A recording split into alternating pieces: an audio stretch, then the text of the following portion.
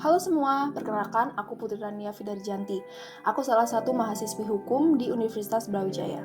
Di sini aku mau membagikan pendapat aku terkait kenapa sih masih banyak kasus kekerasan, pelecehan, dan juga pembunuhan anak di Indonesia. Yuk ikutin video ya. Pertama-tama aku mau kasih tahu dulu siapa itu anak dan siapa itu orang tua menurut undang-undang. Menurut Undang-Undang Nomor 35 Tahun 2014 tentang Perlindungan Anak, anak adalah mereka yang belum berusia 18 tahun, termasuk anak yang masih dalam kandungan. Dan menurut undang-undang yang sama, orang tua adalah ayah dan atau ibu kandung, atau ayah dan atau ibu tiri, atau ayah dan atau ibu angkat.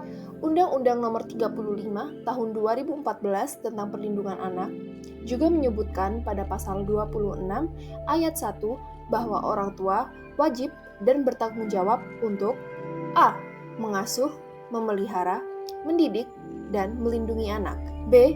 Menumbuh kembangkan anak sesuai dengan kemampuan, bakat, dan minatnya. C. Mencegah terjadinya perkawinan pada usia anak. Dan D. Memberikan pendidikan karakter dan penanaman nilai budi pekerti pada anak. Nggak cuma orang tua, anak juga wajib menghormati orang tua dan mentaati kehendak mereka yang baik-baik. Hal ini tercantum pada pasal 46 ayat 1 Undang-Undang Perkawinan. Terus, bagaimana hukumnya kalau orang tua malah menganiaya, melecehkan, bahkan membunuh anaknya sendiri? Oke, jadi Undang-Undang Nomor 35 Tahun 2014 mengartikan kekerasan terhadap anak sebagai perbuatan terhadap anak yang berakibat timbulnya kesengsaraan atau penderitaan secara fisik, psikis, seksual, dan atau penelantaran, termasuk ancaman melakukan perbuatan, pemaksaan, atau perampasan kemerdekaan secara melawan hukum. Sesuatu perbuatan melawan hukum itu apa sih? Perbuatan dianggap melawan hukum apabila perbuatan tersebut melanggar kesusilaan atau undang-undang. Terus, kalau perbuatan tidak melanggar kesusilaan atau undang-undang, berarti boleh? Belum tentu, maka dari itu perlu ditentukan mens rea-nya atau niat, apakah ada niat jahat atau tidak. Siapa yang berhak untuk menentukan ada tidaknya suatu mens rea? Hakim yang memeriksa di pengadilan. Karena hakim dianggap sebagai wakil Tuhan di bumi. Jadi penting ya bagi seorang hakim untuk jujur dan juga adil. Jadi, hukum mana yang berlaku bagi orang tua yang melakukan kekerasan terhadap anak? Pasal 80 ayat 1 Undang-Undang Nomor 35 Tahun 2014 mengatur bahwa bagi setiap orang yang menempatkan, membiarkan, melakukan, menyuruh melakukan, atau turut serta melakukan kekerasan terhadap anak dapat dipidana dengan pidana penjara paling lama 3 tahun 6 bulan dan atau denda paling banyak 72 juta rupiah. Apabila kekerasan tersebut menyebabkan anak mati, maka pelaku dapat dipidana penjara paling lama 15 tahun dan atau denda paling banyak 3 miliar rupiah.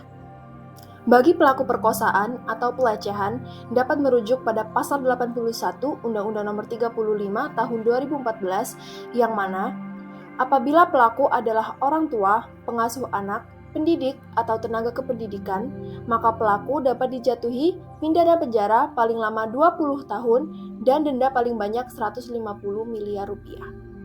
Apabila perbuatan orang tua tersebut menyebabkan anak mati, maka pelaku dapat dijatuhi pasal berlapis loh, dan hukumnya bisa sampai hukuman mati.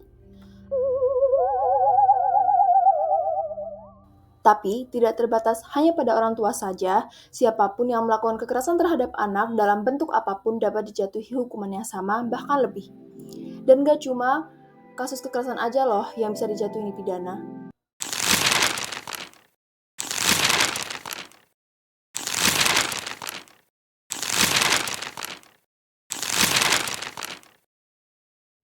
Pasal 425 KUHP baru atau Undang-Undang Nomor 1 Tahun 2023 menyebutkan bahwa setiap orang yang memberikan atau menyerahkan kepada orang lain anak yang ada di bawah kekuasaannya yang sah dan belum berumur 12 tahun, padahal diketahui bahwa anak tersebut akan dimanfaatkan untuk melakukan perbuatan meminta-minta atau untuk melakukan pekerjaan yang berbahaya atau yang dapat membahayakan kesehatannya, dipidana dengan pidana penjara paling lama 4 tahun atau pidana denda paling banyak kategori 4 atau 200 juta. Berarti kalau anaknya sudah di atas 12 tahun berarti boleh dong.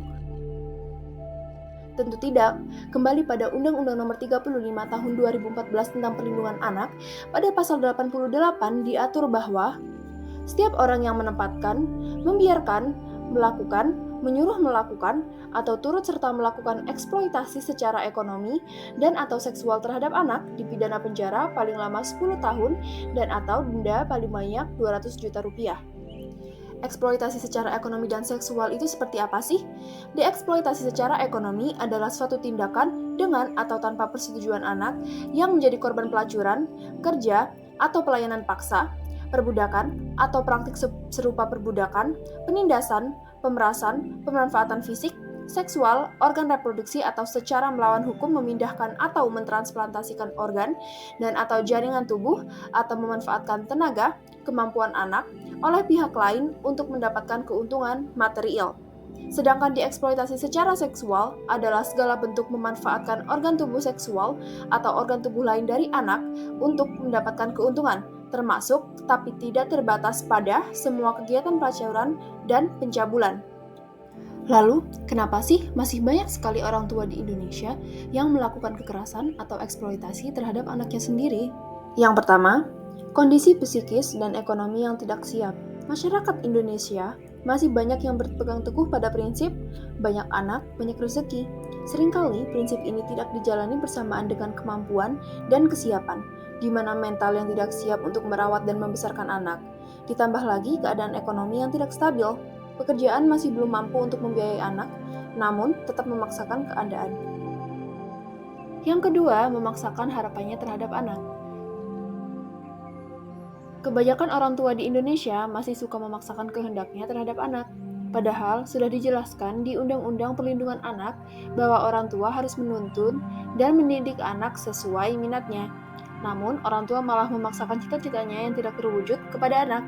Ketika harapan tersebut tidak terwujud, orang tua malah menyalahkan anak dan menganggap anak sebagai kegagalan. Yang ketiga, trauma masa lalu.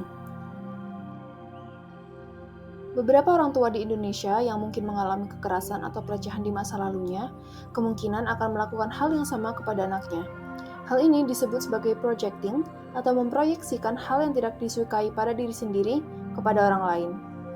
Lalu, solusinya apa? Solusi yang pertama, tentu parenting education atau pendidikan pengasuhan.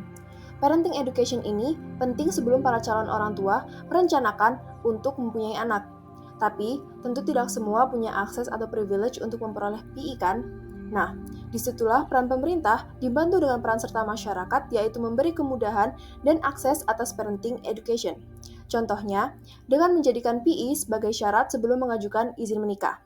Sehingga pada saat menikah, para calon orang tua sudah mempunyai gambaran kesiapan mereka sebelum memutuskan untuk memiliki anak. Yang kedua, jika tidak bisa dimulai dari orang tua, maka kita mulai di generasi selanjutnya, yaitu melalui anak-anak dengan mengadakan fasilitas konsultasi. Memang benar, setiap sekolah sudah ada bimbingan konseling. Namun, di kebanyakan sekolah, peran BK adalah untuk memberi layanan konsultasi terkait pendidikan dan sikap anak di sekolah. Bimbingan konseling seharusnya seorang ahli psikologi, sehingga seorang konselor BK dapat memberikan jawaban dan tuntunan yang sesuai bagi setiap anak. Nah, itu dia pendapat dan pandangan aku terkait kasus-kasus kekerasan dan eksploitasi terhadap anak. Semoga bagi orang tua di luar sana yang menonton bisa menjadikan ini bahan evaluasi.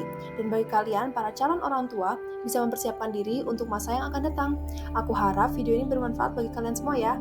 Terima kasih sudah nonton, sampai jumpa lagi.